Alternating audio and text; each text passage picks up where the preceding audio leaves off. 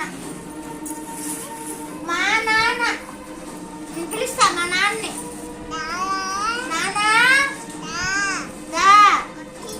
కొట్టింది కొట్టేసింది కొట్టేస్తానంటే అబ్బా దెబ్బలు పడే కొట్టొద్దు. ఎందుకు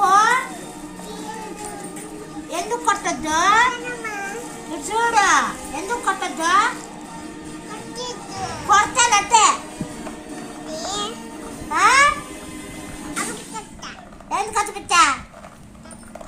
మా నాన్న చెప్తాను. పిచ్చిదానికే మేడం సరిపోయింది. మా నాన్న చెప్తా. చెప్పుకో నువ్వు మీ నాన్నకి. నాన్న పిలు. నానా